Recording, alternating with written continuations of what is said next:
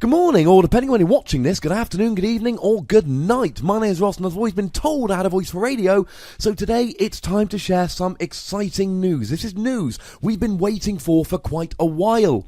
If you want to know how you're going to need to do to qualify for Worlds this coming season, in Anaheim in August 2017, or you're wondering what the different types of tournaments are, how they work, where they're going to be, etc. This is the video to watch, ladies and gentlemen. We don't have all the information yet, but a lot of information has dropped, and despite working a 12-hour day today, this information is so important I just had to bring it to you as soon as absolutely possible. So what we're going to do is we're going to run through each type of tournament, and we're going to go through the information that we know. So starting off with league challenges, not a lot of new information. These have a best finish limit of 2 per quarter. What this means is, if you do well at every tournament, you will get championship points. More on that in a moment. And you can only take so many tournaments. So the best finish limit for league challenges is 2 per quarter. That means 2 in July, August, September, 2 in October, November, December, and so on. And these are the same as league cups. So you can have your best 2 league challenges or league cups. So you can get 15 points from winning a league challenge, but if you then go and get 50 points from winning a league cup, they will be your 2 best. If you then win a second league cup, then your winning the league challenge goes away and you're left with the 2 50 points, i.e. 100 points. These are going to be held in either standard or expanded. It is up to the organiser. Now, it does say on the website that these might be half standard, and then the knockout tournament, the knockout part of it, might be expanded, which is a little bit weird to me because league challenges haven't had knockout top cuts for a year or two, which does seem a little bit weird to me. But it literally says, organisers who choose to use the expanded format should make sure players know whether it applies to the whole event or only to the single elimination rounds. I don't know what that means. We haven't had single elimination rounds at League Challenges for a while. That's a little bit weird to me. These are generally going to be held once a month per shop, and you get 1 play point, and the top 4 get a promo card with first, second, third or fourth printed on them. I.e., your local card shop will probably have one of these every month. Might I suggest you go along? Now, we also have League Cups. Again, this has a best finish limit of 2, which is being shared along with the League Challenges. These are again entry level. These are going to get you 2 play points for going. And the first place finisher at League Cups gets a League Cup playmat. And the championship points for League Cups looks a little bit something like this. You're going to get 50 for winning, 40 for coming second, 30 for top 4, and 20 for top 8. The kicker there means how many people to get those points. I.e., if you don't have 8 people at your tournament, then third and fourth don't get any points. But if you have 256, then people from 33 to 64 will get 6 championship points. Although, honestly, if you're going for World, you're going to need more than 6 championship points from League Cups. It's not going to add up very quickly at all. Like League Challenges, League Cups are completely open. I'm not entirely sure what play points are going to be used for. They've told us we're getting play points from all the tournaments, but play points used to qualify you for nationals, and nationals don't exist anymore. Play points used to get you rewards at the end of the season, depending on how many play points you had, but these rewards were stopped a couple of years ago. So I'm going to be honest, not entirely sure why play points are still a thing. Now, this is where it starts to get a little bit juicy, a little bit exclusive. Regionals. You have a best finish limit of 8, but this is shared with special events, which we'll look at in a bit. Now, there is going to be a total of $50,000, assuming you get enough people going along, in prize money. And we now know how the prize money is going to shake out. Yay!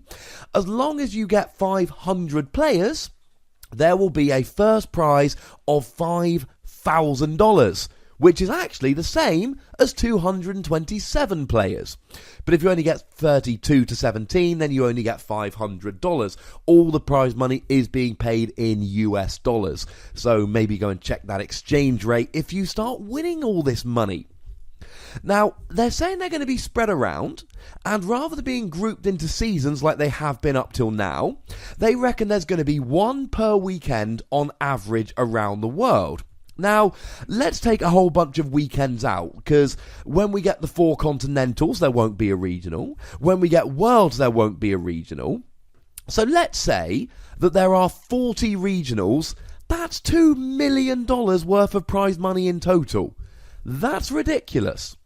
These again will be expanded or standard, and we've actually had some of these announced in the US. In fact, a lot of these announced in the US. There are more standard than expanded, but there is a fair mix between them. Although there's only one in Canada, and that one's expanded, so sorry Canadian people. Unless you really love expanded, of course. Now, you are going to get exclusive regional items, which, is usually things like hats and play mats as little door prizes. And you are going to get free play points and a regionals promo just for attending. But there's also fun little other stuff. For instance, in terms of your prize money, you can take it in different ways. So if you come first or second, you can take scholarships, or you can take it in cash. Now, I'm not 100% on the rules, but I believe if you take it as a scholarship, you use it for your education, and you either pay no tax or less tax, whereas if you take it as cash money, the taxman gets all up in your business. If you come third or below, there's no scholarship, you have to take cash. If you're under 18, then first and second get a choice between a scholarship or a travel certificate to get to Worlds, other events, etc. If you come third or below and you're under 18, you have to have a travel certificate. And there's also a whole bunch of boosters up for grabs. If you come first to 8th, you get 108 booster packs. That is ridiculous. Who needs that many boosters? That is, I think, 4 boxes worth of boosters. Is that right? Let's go for it. No, it's not. It's 3 boxes of boosters. I could edit this, but I'm not going to. That's a lot of boosters. 9 to 16, you get 2 boxes, 72 boosters. 17 to 32, get a box, 36. And 33 to 64, get 18 boosters, or half a box. They are chucking boosters out. In terms of championship points, it looks a little bit like this. We got 200 championship points for the winner, 160 for second, 120 for top 4, 80 for top 8. You can see it all there with the appropriate kickers. That's quite a lot of championship points. How many? We'll get there in a minute, but I might as well tell you now. For the US and Europe, the qualification is going to be 500 championship points. We'll explore that in a moment. So Continentals, or International Championships, but if you could call them all Continentals, that would make me really happy. This has a best finish limit of 4 and is shared with the World Championships. But there's only going to be 4 International Championships and 1 World. So if anyone's hitting their best finish limit, getting points from 4 of these, that is some superhuman dedication. Remember, we're getting 1 of these in North America. We are getting 1 of these in Europe, we are getting 1 of these in Asia, and we are getting 1 of these in Latin America, I think they're calling it. This is, quite frankly, it's going to take an awful lot to get points at all of them. I would be very surprised if anybody did. Now, when it comes to these, they haven't actually announced whether they're going to be standard or expanded. My guess is that they're going to be standard. Worlds is always standard. Nationals, I believe, is standard, or has been. So I'm going to go ahead and put my money on here that this is going to be the standard format. And we've even had the first one of these announced. It is the European one, and it is happening from the 9th till the 11th of December. That's right, ladies and gentlemen, 3-day European tournament. That's big. It's going to be happening in London. It's going to be in the UK. Now, some of you might be thinking, hang on a second, that means everyone in mainland Europe needs to fly to the UK, rather than UK flying and everyone else being able to take trains. It's not a surprise or secret information to hear that the European office of Pokémon is based in London. And it shouldn't surprise you that the first international championship in Europe is being held in the same city where Pokémon have their base. Organisationally, that makes a huge amount of sense. It will probably go to other countries in future years. This year, it's happening in the UK. And it's happening soon.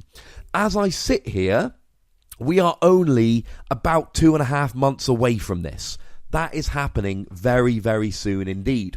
Now, the prize pool is a total of $250,000, and it is shared out in a way that looks a little bit like this. If there's 227 people, $10,000 for the winner. That is insane, ladies and gentlemen. $10,000 for winning a Pokemon card tournament. And remember, unlike the World Championships, these are open to everybody. Everyone gets to play at these. How cool is that? Now, in terms of championship points, it is on for this. 500 for the winner gets you automatic qualification to Worlds. What is maybe interesting, the person who loses the final of an international championship gets 400 championship points, does not get an automatic Worlds invite. Then again, if you're good enough to get second at an international championship, you're probably good enough to get 100 championship points just from your local league challenges and league cups. I think you'll be all right with that one. Now, there are also travel awards and stipends. The top 4 players per area from last year, that is the totals at the end of the 2016 season, they are going to get a travel award to go all the way over. That's kind of nice. Now, there are other travel awards. People who ranked from 5 to 16 per area are going to get a travel stipend of $1,000. One thing that strikes me as a little bit weird is that it actually says participation at the European International Championships is required to redeem a travel stipend. Now, that strikes me as a little bit strange. That means that if you were ranked between 5 and 16 in the US last year, you can have $1,000 to contribute to your travel to the European Championships in London in December, but you cannot have $1,000 to go to the Asian Championships or to the North American Championships. Seems a little bit weird. If you go to the Continentals, you get free play points and a promo, and oh my goodness, boosters coming out of the wazoo. The top 8 players get 216 boosters. That's 6 booster boxes. 9 to 16 get 72. That is 2 boxes. 17 to 32 get 36. That is 1 booster box. That is a little bit redonk. And that takes us up to Worlds. Now, again, we're assuming this is standard format. It always has been before. It is, for most places, you're going to need 500 championship points, but there's a table right here which explains that for Latin America, Asia Pacific and South Africa, you only need 350. And seniors and juniors differ a little bit as well. What does this mean in reality? It means, as I predicted, you are not going to be able to qualify for the World Championships through league challenges and league cups alone. Let's say every quarter you win 2 league cups. This is a maximum number of championship points you can have. You win 2 league cups, that is 100 championship points. You do that 4 times, that is 400. You need some points from regionals. Absolute maximum, 8 league cup wins. Although the first quarter is coming to an end and there haven't been any league cups, I'm led to believe there will be a couple, and that some in October might count towards September, but it does mean that you are going to have to go to regionals in order to qualify for Worlds. Now, given that regionals you get 200 for winning, it is going to be much more difficult to qualify for Worlds this year. You can do it through regionals alone, but people in Canada have won regionals and have to go to the US for the others. Regionals are more prestigious, there are greater prizes, you are probably going to be able to attend fewer regionals unless you're a really serious player. And that means that getting to 500 championship points is going to be much more difficult. I expect attendance at Worlds in terms of players to be much lower this year. And this is nothing but reckless speculation, does this mean they're going to bring the last chance qualifier back? Because they lowered it to 300, the threshold for qualifying, got rid of the last chance qualifier. Everyone who doesn't have an invite turns up and fights out for the final 8 invites in a really quite difficult tournament. Well, they got rid of that when they lowered the threshold. Now they're raising the threshold and regionals are more spread out than they were before. Might it be coming back? Personally, I'd like it if it did. Once again, you get a day 2 invite if you finish in the top 16 in the US, top 22 in Europe, so you don't have to fight through day 1. And Korea and Japan have different qualification rules. Prizes for Worlds have not yet been announced. I suppose wait and see. Now, there are also special events that share their best finish limit with regionals, and we don't really know what they are. Here's what it says on the website. In addition to these regular events, the Championship Series schedule, such as regionals and internationals, more competitions may be sanctioned. These special competitions often take place within larger gaming events, such as Origins and PAX, or as side events to regionals and internationals. While there are no qualification restrictions, admission to the broader event is usually required. Championship point payout will depend on the anticipated attendance, i.e., there might be some special events, wait and see. Now, that is an awful lot of information, ladies and gentlemen, but I've tried to present it to you in the most easy to follow format so you don't have to sit and dig through the information yourself. Big takeaways from this are as follows. Tournaments are getting more prestigious. Prize money is a lot bigger. It's going to be more difficult to qualify for Worlds, and you are going to have to go to regionals to qualify. But honestly, you're going to need 2 or 3 good regionals finishes or 1 good Continentals finish. It is going to be a little bit more difficult here. Anyone that's asking about streaming, no idea. Hopefully there will be an announcement soon in terms of which events are being streamed. Oh wait, as I record this, there is a little bit of an announcement. There has been a post on Pokemon.com about the European International Championship, and it says, if you can't attend the Pokemon International Championships in person, be sure to visit Pokemon.com/live, where we will be live streaming each event.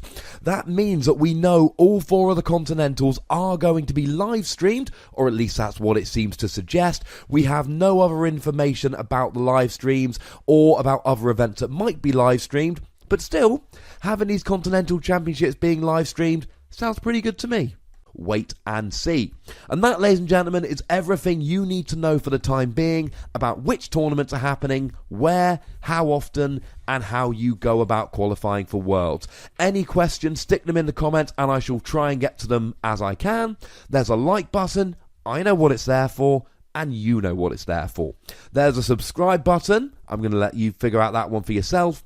And of course, make sure you follow me on Twitter @TheWassy. The most important thing, as always, look after yourselves until next time. Thank you very much for watching. My name's Ross, and you've been watching PTCG Radio.